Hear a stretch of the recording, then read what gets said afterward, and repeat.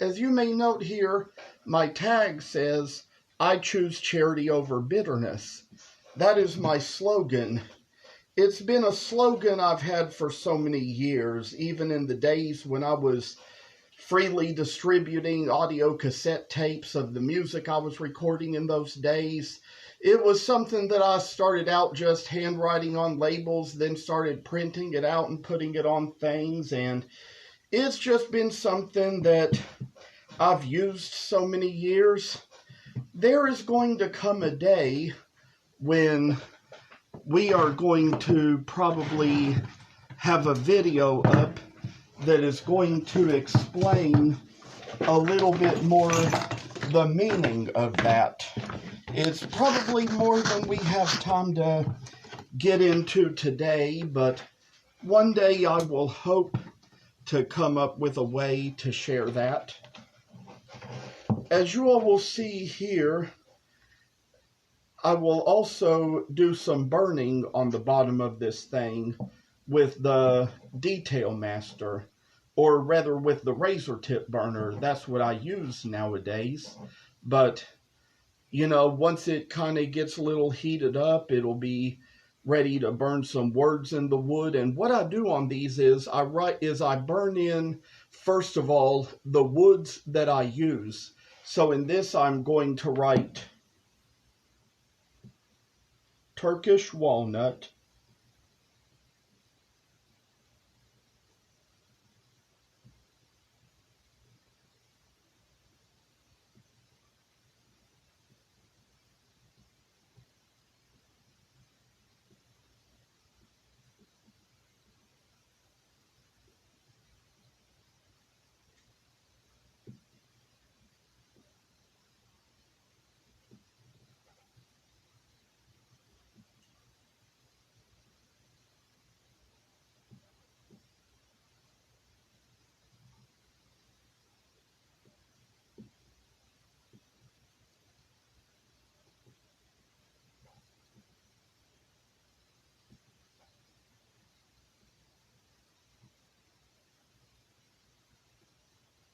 oak,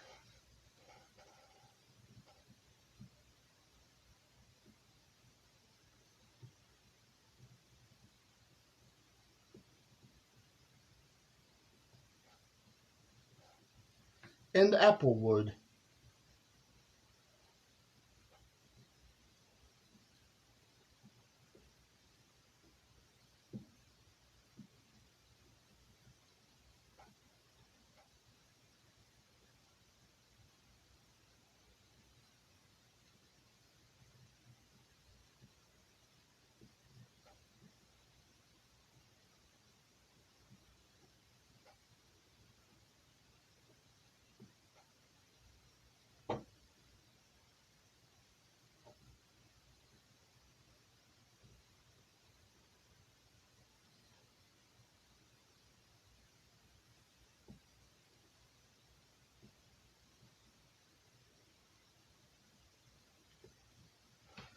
Once it gets down to the last part of the burning, I put in my initials, JDP.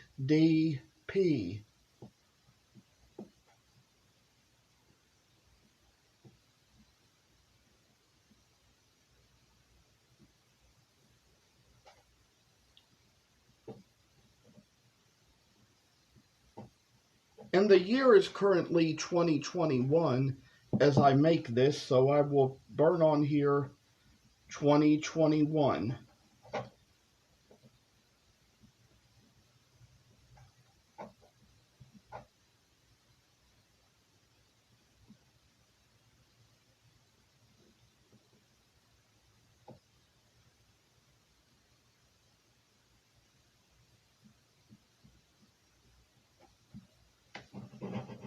And to finalize things, I have one more thing to show, and that is what I do in the end. If I can find around here that roll of paper towels that I brought out. I tell you, I thought I brought them in here, but maybe just, oh yeah, I left them right here. But what I do is, You'll kind of learn in a future video a little bit more as to how I came up with this idea, but I use Loctite super glue to laminate the paper tag.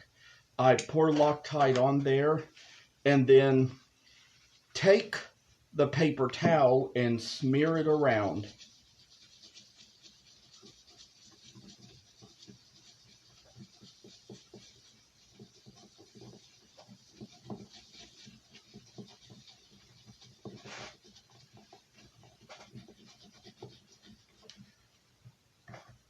And sometimes you might have to add a little extra coat to make it a little bit more protected, because once it goes to soak in the oil, which is one of the next steps, you want the tag to be laminated so that when it goes in to the oil will not remove the paper tag. So in a way, once it is laminated on top of the wood, it sticks better, and the whole lamination process protects the tag from the oil that it soaks in.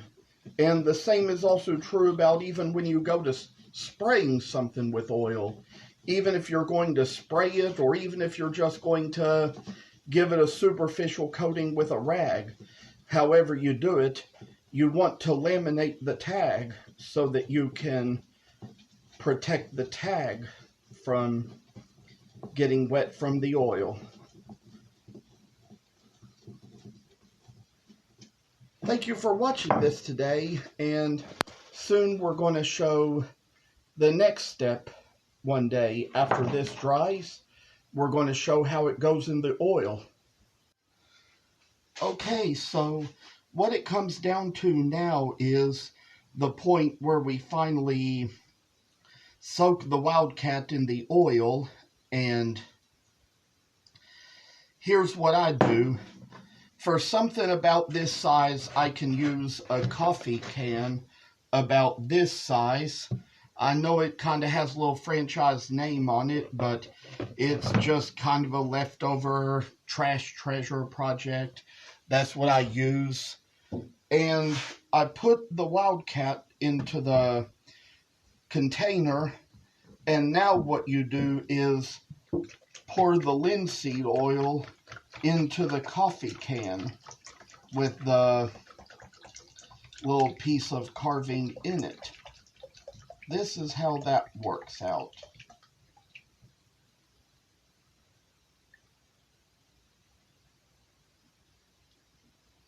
It is boiled linseed oil, as you can see.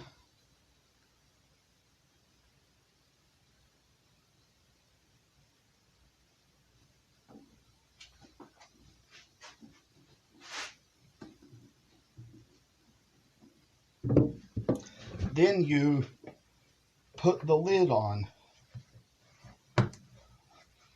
One thing I will point out is that it's kind of like what you see over here on top of this refrigerator.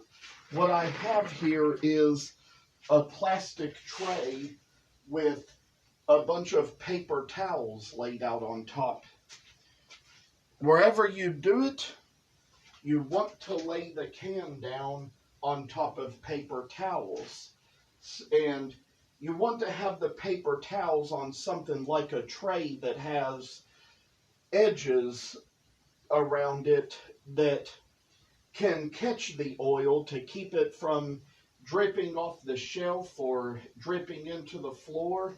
And we're going to demonstrate after it sits in there a few days what we're going to do when it's time for it to come out.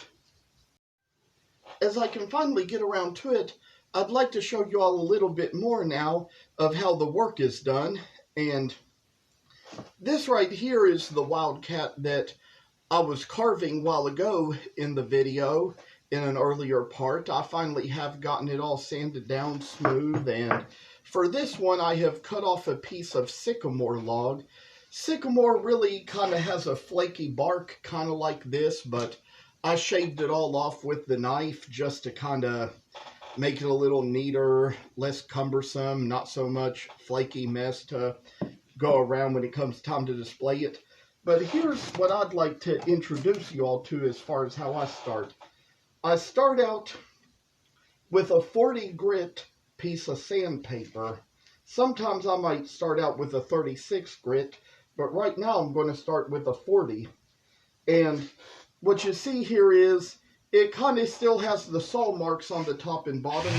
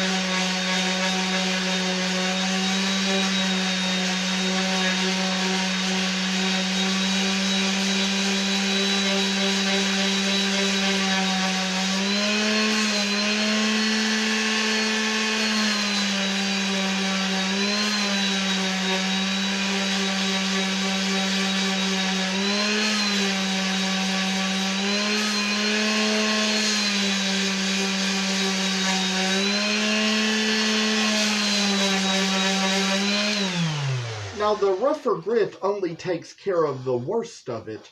It actually starts to get rid of all the unevenness, but you have to go down gradually down smoother grits to kind of get it down to where it'll actually be smooth. So next I go out onto a 60 grit.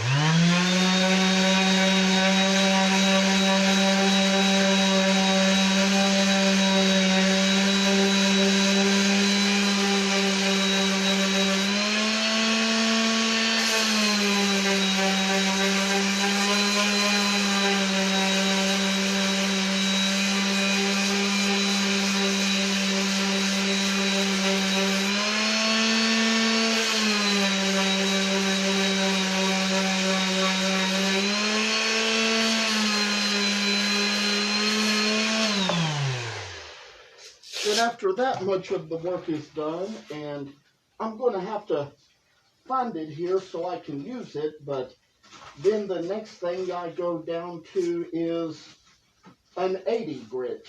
I'm going to find it here. I've kind of not had my sandpaper very organized lately, but it turns out that I've got one right here, so that's going to be the next one. The lower the number, the rougher the grit is.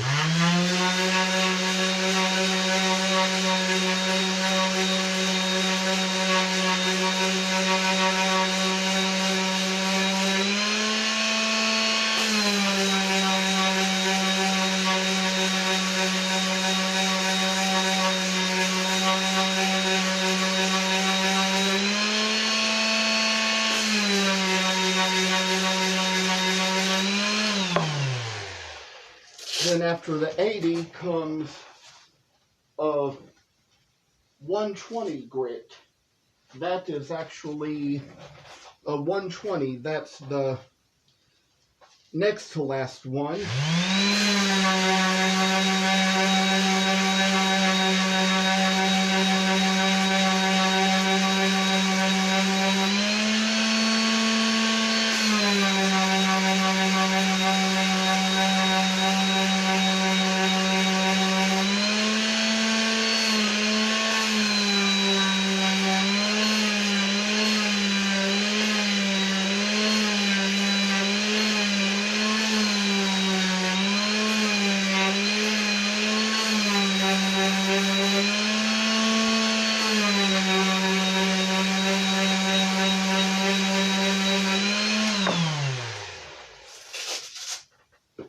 And then finally, once you get down to the last of it, there is a 220 grit. That is the final one.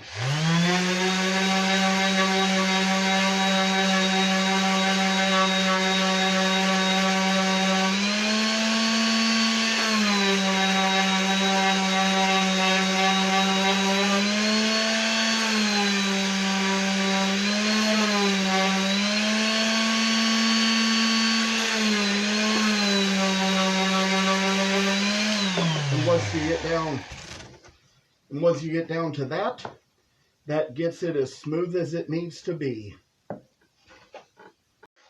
Now, it is time we finally get to the part where we drill in the holes. As you can see here, I tell you what I need to do is plug this drill in and get this started. And what I want to say is, first of all, that I have cut these 2 pieces of cherry off, which I'm going to use to attach the butternut to the sycamore here. And how it goes is you should always pick the bit for the last one that is the circumference of the dowel or twig or whatever you're going to use itself. So that'll be for the last one, but you don't want that to be the first one. You want to start out with smaller bits so that you can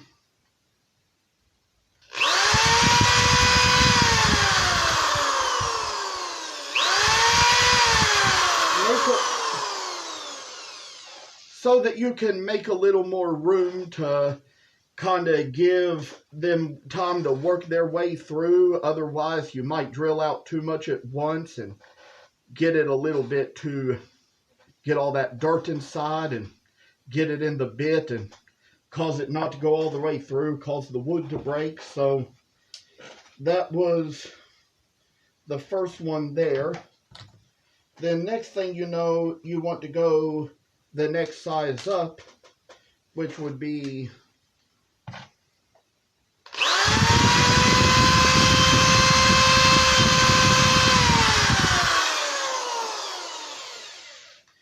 and this is a process you want to take as gradually as you can so that you can make sure you only get the hole dug out little by little.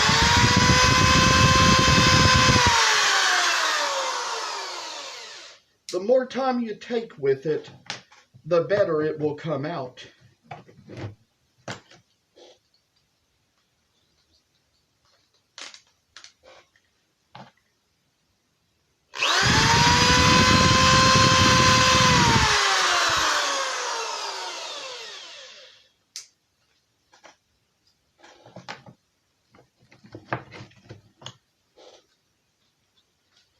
Now I'm going up to a bit that is probably almost halfway between the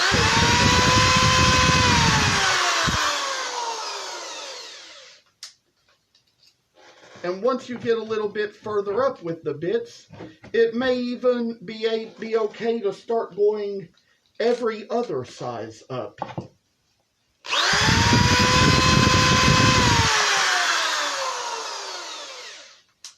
Because that'll just go to show you how much further along you can go, how much further along you can take it, and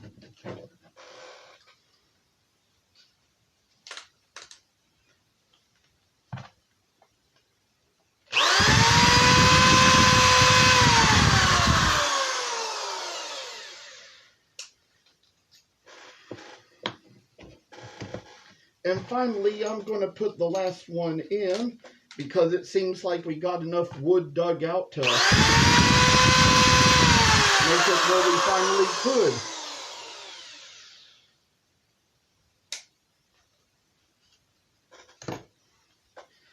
One thing you want to start out doing is to try to fit your pegs into the holes. Well, it turned out maybe I didn't get deep enough that time, so I might kind of try going up a little further. Well, no, that wouldn't be the best idea. So I'd say what you could do is try to spread the hole out a little bit, kind of move the bit around inside the hole. That might give you a little more space in the hole to work with the bit and with the dowel. See, as you all can see here, probably because I was doing it on video, this is the straightest I have ever gotten it. Usually they come out kind of in slants, and sometimes I end up having to drill my holes into the stump accordingly. But I will say what you can do now is start to find something with which to draw the lines. I didn't come prepared to do this video, so I'll tell you, I found something to draw it with now. But you kind of make a hole in the places where you're going to put the pegs, draw a dot where you're going to drill the holes in. I think I've come pretty close here. Probably maybe make it a little further than that. But you would drill the holes into the piece of wood that it stands on, similar to how you would the Wildcat itself. Only this time around you drill them in the top to kind of make a little bit more space for it to go in.